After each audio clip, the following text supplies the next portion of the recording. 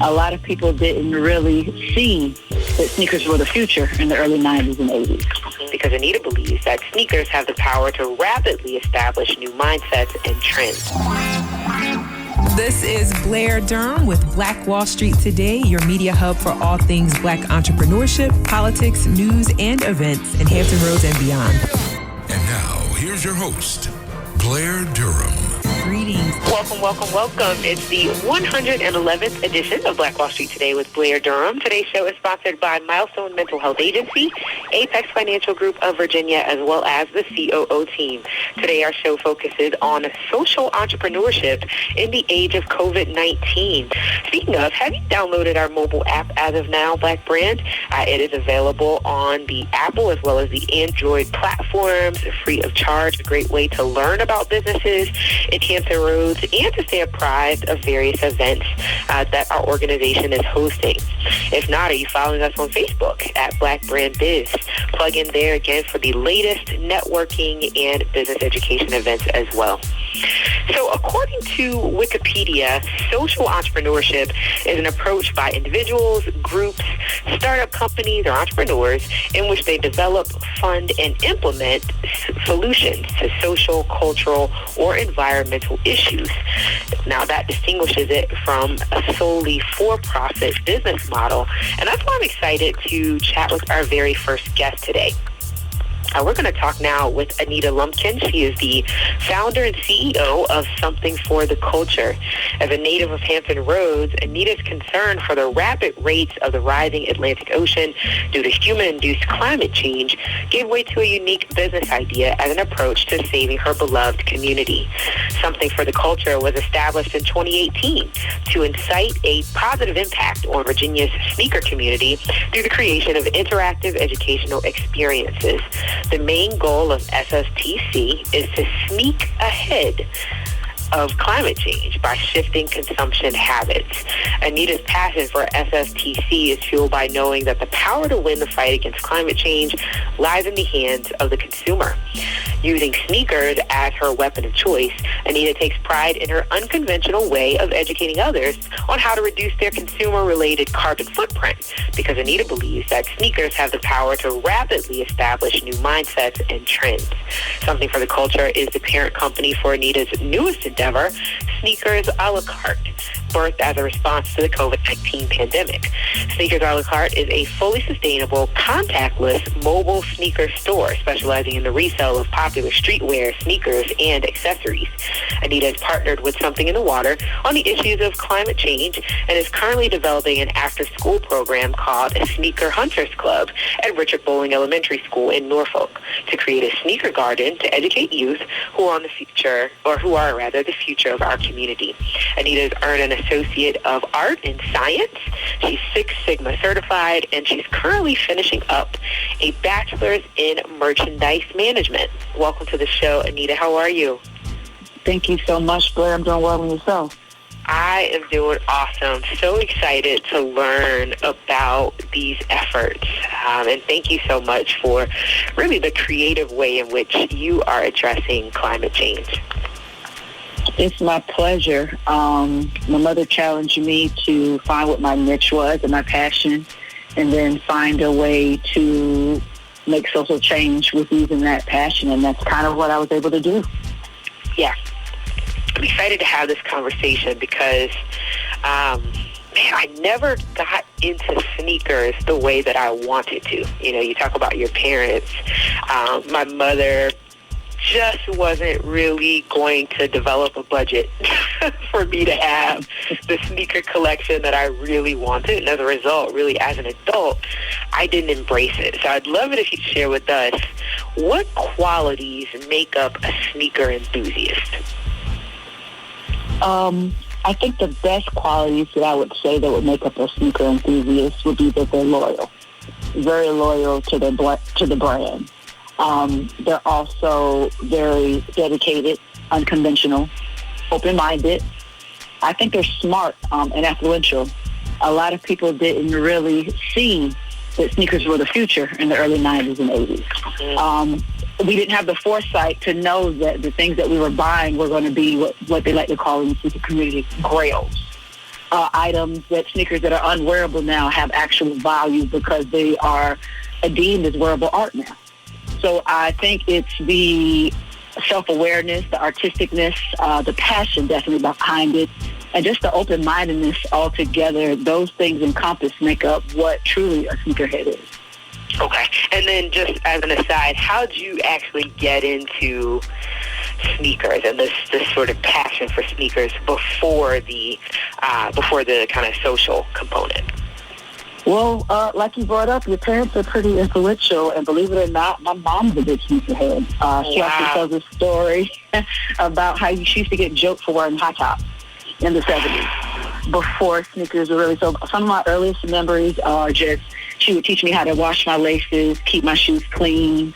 I remember begging my mom for a pair of, back then in the 80s, it was crazy to buy a pair of shoes for $100, let alone for a child.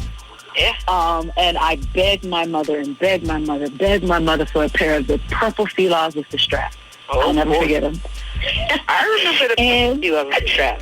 With the perfect. And mind you, I'm in elementary school, and my mom, she got them for me, and the rule was she put a nail in my wall over my bed. And when I came home from school, I had to take them off, tie them up, and put them on the nail, and I wasn't allowed to play with them outside. And that kind of started my ability to repurpose and keep on the shoes for longer than they should normally have their life cycle. It was pretty fun back then doing it. I remember those sneakers in particular. Wow. So let's go all the way there. Talk about this sneaker garden concept. What is it? What does it mean? Okay. Well, true to life, full circle. In elementary school, I was probably the only kid wearing the type of sneakers I wore at that time frame. And I know I was the first to wear the shoes. Do you remember the LA Gears, the first shoes that ever lit up in the back? I remember the LA Gears. Okay, so I went to Suburban Park. Shout out to Suburban Park. Okay. And I was actually, I got in trouble. I won't say trouble, but my sneakers caused such a commotion. You know how you used to have to walk down the line on the squares, like 3 blocks from the wall, and everybody had to, it would cause such a commotion because nobody had ever seen shoes that lit up before, that my teacher made me take them out. My mom had to get them, and then I wasn't allowed to wear them in school. So as I got older, that always stuck with me. And so I got an opportunity to work with an elementary school. And my whole goal was to figure out a way how, even though I was shunned for being creative in the sneaker community, how can I infuse sneakers into the education of the youth, going full circle now to not only attack them in a social responsible way, but to also give them the importance of it's okay to be different. It's okay to express yourself. Fashion is definitely expression of not only yourself, but of your culture. And so just giving them that stepping stone to not only know that fashion is your culture, it is your identity, but it also has a purpose in the grand scheme of our economical growth, as well as our sustainability as a culture in general. So I decided to start with the youth on that. Okay. I'm trying to visualize the sneaker garden, though. Did it go over my head? No, it's just simply you take a repurposed sneaker. You select a flower. For me, I pair it with flowers that look like the sneakers. For instance, I'll use an Air Jordan 1 that's black and blue. And then I would find a flower that encompasses those color palettes and actually drill holes in the sneaker and plant it. And then you can literally plant it in the earth. So it actually reclaims itself to the earth. And I have dozens of tennis shoes of just repurposed shoes. I find shoes, I could be driving down the highway and see a shoe on the side of the street, and I will stop and pull over and collect it to include it in my garden to keep repurposing and adding and showing beauty to the product. Wow. So, a lot of people don't know it takes about 80 years for a tennis shoe to decompose. Okay, so that's where this is going. So, man, so this is like bigger than trash bags and bottles and straws. We're talking about a material that's not going to break down. And so you're saying, since we have this passion, let's figure out how we can how we can transition it into something that is viable for even longer. Right. In essence, we try to, for the children, I say I put the lit in sustainability. I try to find ways to create sustainable outlets without, taking away from your swag or your style. A lot of people shy from doing what's right because they feel it's a square thing to do, or it's not cool. So I'm trying to infuse the cool with being sustainable. Yeah. Okay. So where do you see this business in the next 5 years? Well, my business in particular, or sustainability and sneaker culture? Your particular business. So thinking about something for the culture and even sneakers a la carte, what's kind of the trajectory? What do you hope and what are you willing to happen with the business? Well, for something for the culture, my ultimate goal has always been to expose alternative business practices and encourage ethical consumption. And I also like to showcase ecological and sustainable products. So it's to create a platform so that over the years we can create some type of hub here in Virginia. In the sneaker culture in general for Virginia, we're missing the big education piece. Other states and other cultures within the United States and sneaker cultures, they have their big conventions. They have their big exhibits where the big sneaker companies come in and they educate, and LA and New York and Miami and Atlanta, they get that attention. But Virginia is kind of the hub of the sneaker, and we don't have those things. So my goal is to create those cultural experiences and events for our community so that we can congregate, we can build, we can grow, we can network, and we can, as a group, head into that right direction that we should be. Yeah. In the sneaker community, it's resellers, and then there's the creatives. And you can kind of go either way, and I'm trying to push the narrative of the creative. You know, I know a number of sneakerheads, right? So I think I can understand why you're saying that Virginia is sort of the hub for sneaker activity. But I'd love it if you would elaborate on that. I mean, is there a research component that's involved? What led you to the conclusion that VA is this hub that you speak of? Well, a lot of the most current influential designers and sneaker enthusiasts come straight out of Virginia. One of the most popular. Oh, yes. Well, we already know we're rich and diverse in just artistry. That's a given. There's a guy named John Witherspoon. Okay. He created one of the most iconic sneakers to date, right out of Richmond. He's so big that he has shops in Richmond, California, Miami. I mean, this guy's everywhere. He's literally single-handedly transitioned the sneaker game. And believe it or not, his platform is sustainability as well.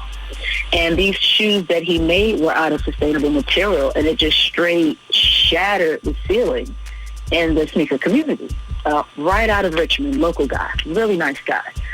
We all know Pharrell, and Pharrell's just influential on everything, but his sneaker line as well kind of pivoted. It was a change. And then we have a lot of influential sneaker shops here as far as Need Supply, which unfortunately due to the pandemic, they closed down. We had, of course, like I said, round two, we have from the Commonwealth here locally in the 757, and in the sneaker community and with sneaker stores, no matter where you live, sneakers work on accounts. And so depending on the type of account your local sneaker store has, it dictates the type of shoes you have access to. Right. Well, here in Virginia... Makes sense. Right. So here in Virginia, and especially in the 757 and the 804 area, a lot of our shops have those necessary accounts. So we get to actually physically walk in the store sometimes and purchase shoes at retail that people never get a chance to see. So that also makes us very unique. Right. Yeah. We get to touch things that people all over the country sometimes don't even get a chance to see. Yeah. The first thing that kind of came to my mind was the relationship between sneakers and poverty, right? You think about the concentration of poverty, say, in Portsmouth and Norfolk. and just wondering, what that relationship really is. I know that Norfolk has some interesting statistics as it relates to wealth as well. But, I'm just thinking through that, culturally and socially, the prioritization of certain values and so forth. Very interesting what you have happened upon here. Go ahead. Well, that is another part of the stigma that I try to educate and break. Sneakers have been officially designated as a tradable commodity. It no longer has the stigma of you're wasting your money. That's why I also try to teach conservation and preservation of the shoes. Believe it or not, the sneaker community is one of the very few communities that have created a resale market where you can buy a pair of shoes and wear them and then sell them for more that you paid for them. So in this community and the way things are going now, what I'm trying to instill in the children, trying to get people to understand, when you make your sneaker choices, not only make them off of your preferences, but also it's almost like a stock and market. You have to know which shoes, when you do buy them, okay, if I buy the shoe, I can wear them a couple times, and then I can sell them and make more money. I had a cousin, young, fresh out of high school. There was a shoe that was released right here locally. The shoe cost maybe $190. Okay. As soon as he purchased the shoe and it touched it, it immediately was worth $1,200 instantly. It's as soon as it releases and you have it. So at that point in time, he had a choice of whether selling it, receiving that value for the shoe, holding on to it because it is a commodity. The same shoe that we're talking about that released 2 years ago is now worth $2,400. It has doubled in profit in just a year. By just holding on to it, it's done nothing. Or he could wear it and then sell it eventually. Him being a kid, he wore it. He still sold the shoes for $600. Fantastic. That angle. We've got about 3 minutes remaining. Had another kind of thought that popped into my head as I'm kind of staring out the window here. I've seen and I know of a I wouldn't call it a tradition, but this piece about throwing sneakers over the power line. Yeah. You ever driven through a neighborhood and seen sneakers kind of on display, quote unquote, in that regard? Not only that, but as I said, over time, the sneakers that we had in the 80s and the 90s are now worth a lot of money. I've wanted and wished that I could get some of them down. Yeah. Because they don't even realize how valuable those shoes that they've hung up there are worth now. And then I used to work for the electric company, so then that side of me kind of like shivers. So I'm like, oh, it's on the electric line. So I have a dual part on that one. Interesting. So we've got about 2 minutes. How can folks connect to your work, to your mission, to your sneakers? What's kind of the timeline? I know that Sneakers a la carte is in launch mode. Talk us through that part real quick. Well, what I've done, Sneakers a la carte was a miniaturized version of the experiences that I was trying to provide in my events. Mm-hmm. So I was able to put it on a mobile aspect. Okay. We're looking to launch at the end of January, and we're looking to be at local events, sporting events, major music festivals. We're looking to be stationed up in high-traffic areas, as well as if and when the pandemic does arise again and we have to shut down, we'll be able to do delivery service. That way, for us, as far as COVID-19 was concerned in the sneaker community, it was impacted very hard, not only with COVID-19, but with the riots. Yeah. So a lot of our big favorite stores had to shut down. So there's a big gap right now in just creating that space between brick and mortar and online service. And I feel that Sneakers a la carte will fill that void. Smart. I absolutely love it. So give us a website, contact details. You can go to www.somethingfortheculture just for general information. You can go to www.sneakercart.com for our upcoming endeavors. You can follow us on Instagram at sneakercart, CARTE. And you can always just reach out to me. I can be found on Facebook under Image, IMAGE, Lumpkin, LUMPKIN. Or if you want to email me, it's simply Anita, ANITA, Lumpkin, LUMPKIN, at somethingfortheculture.com. Fantastic. I'm so excited, and I look forward to really, continuing this dialogue as everything kind of progresses with the work that you're doing. Congrats to you on the local partnerships with schools and things. Really excited about your efforts. Thank you so much, Flo, and thank you for creating this platform for us here in 757. It's really needed. It's very refreshing. Awesome. It's my pleasure. Talk soon. This show is brought to you by Positive Vibes Incorporated, our consulting services. We do credit fixes, tax resolution, we lend private money to real estate investors, and we do debt consolidations. Basically, we put money in your pocket when you need money. We put money in your pocket when you need money. 757-932-0177. Stay with us online at Black Wall Street Today on Facebook and Black Wall Street Today on Instagram. And then follow us on Twitter as well at BWS Today.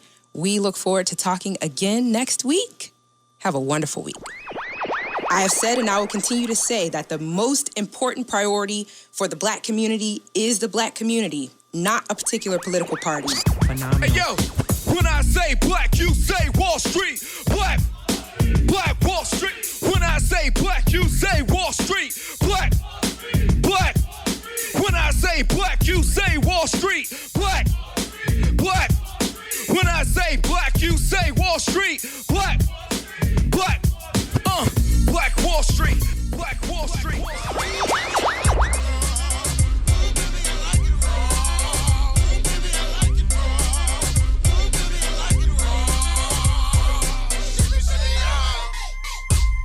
Phenomenal.